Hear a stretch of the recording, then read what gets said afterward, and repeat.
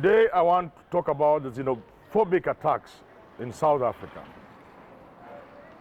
But unlike most other people, I don't want to condemn it. I condemn the brutality, the loss of property, the human suffering, loss of life. But I understand it. Indeed, I will argue today that xenophobia is what Africa needs.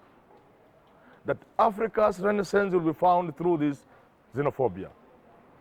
That these xenophobic attacks will spread across Africa and is the medicine the doctor will have prescribed for Africa. But before I do that, allow me to send condolences to the family of Comrade Mugabe and to the people of Zimbabwe and indeed all Africa. Mugabe was a hero. To many people, he was indeed a great African. But there are those who think Mugabe was a traitor, was a dictator rather. Like all human beings, we have our weaknesses. Like all other people, we do great things. But in the course of doing those great things, we may make mistakes. Granted, due to his old age and failing health, certain people took advantage of Mugabe. But he stands tall among African people, and we will not, like Julius Malema says, allow people to isolate those things about Mugabe that we shall talk about. Like Malema says, and I agree with him, we shall not allow anybody to choose our heroes for us. He is our hero. He fought for independence. And unlike many other African leaders we worship, he decided that the struggle for the independence of Zimbabwe will account for nothing if the land for which the people died in the liberation struggle did not revert back to the people. When you execute a policy such as land appropriation, in the process of that appropriation, certain things could go wrong. But the principle that the land the African fought for should go back to him is what Mugabe pursued. It is what makes people love him. It is why he's loved in Southern Africa. It is why even in South Africa he's loved, in Zimbabwe he's loved, in Namibia and many other countries. He did what most of our leaders have been unable to do. Today, indeed, in South Africa, they are trying to emulate Mugabe. That the South African government has gotten to a point where they agree like Mugabe. Independence will amount to nothing unless you address the issue of land. Because of that, he was demonized by the West. Because of that, we have been fed on Western propaganda. Zimbabwe has been made a pariah state. You would think if you went to Zimbabwe, everybody's dead. There are issues, there are problems in Zimbabwe, but it's still a vibrant African country. The economy suffered. It received a beating because of the sanctions, but Mugabe stands tall in the history of Africa. And I say, like Malema said again, we will not allow people, especially outsiders, to tell us who our heroes are. Indeed, he was our hero. Now to xenophobia. I have said Africa needs xenophobia. The fear of foreigners. We must fear the Chinese who are coming to destroy our country. We must fear the Chinese who are coming to destroy our countries in Africa, rather. We must fear Europeans and other white people who come and run small children home and rapture the behinds of our boys. We must fear foreigners who enter our borders and come and peddle drugs to spoil our children. We must fear foreigners who are on the Interpol list who come to Africa to commit crime in Africa. People who have been accused of defilement and other sex offenses in their countries, they have free entry to Africa. We must fear those Africans, those Wazungus. We must fear foreigners who collude with our leaders to make the construction of our road 10 times more expensive than it is in their own countries. We have reason to fear foreigners who collude with our leaders to ensure that the resources meant for African people goes to Europe and America. We must fear them. We must not kill them. We will not kill them. We will not harass them. But we have reason to fear any white man we see when we know their intention is not good for Africa. We have reason to fear. Reason to be cautious when dealing with foreigners who have no good intentions for Africa. Because Africa shall only take off if it respects itself, if it deals with the West as equal partners. But if we continue to be a third-rate continent where foreigners have a field day, where the best of what Africa has to offer is reserved for foreigners, then Africa will never take off. We have reason to fear. We have reason to be xenophobic about foreigners.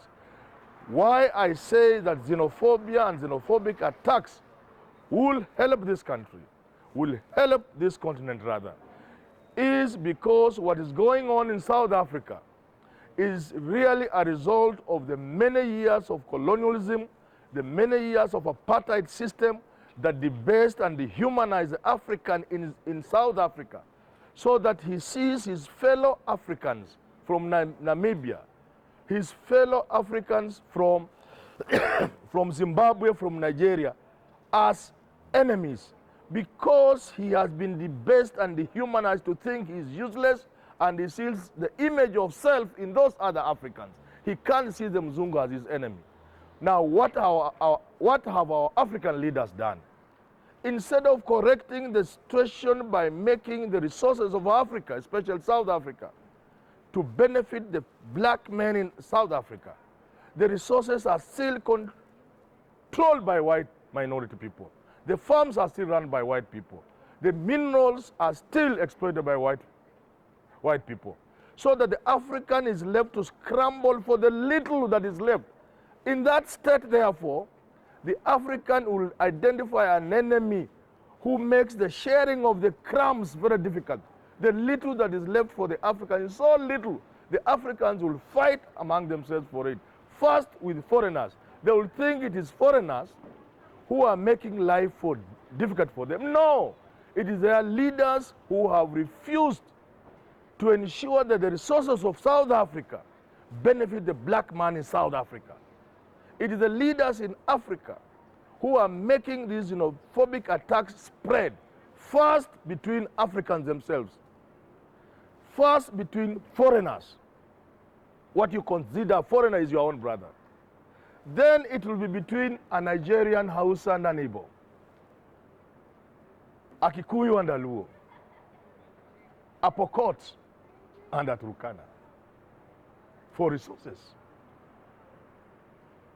It will get so bad, I want to warn the African leaders, that when the Turkana realizes the reason for which he is not enjoying wealth from oil is not the next door Pokot. Yes. When the Hausa realizes his problem is not from the Igbo. Yes. When an African tribe in Kenya realizes his problem is not from another tribe in Africa or in Kenya. Yes. When that time comes, the African people will identify the real enemy. And the real enemy for Africa is their leadership. A leadership that makes the richest continent a place where you find the poorest people. Domiciled in Africa are people who die from the most curable diseases. As Africans die from simple things like diarrhea, they sit on the world's richest minerals, on the huge Congo forest, on rich deposits of oil and gas. The little exploitation that goes on is done by foreigners for foreigners. As we continue to suffer, our leaders work in cohorts with foreigners to make this continent remain a poor, backward place in this world. Then why will people not fight for it?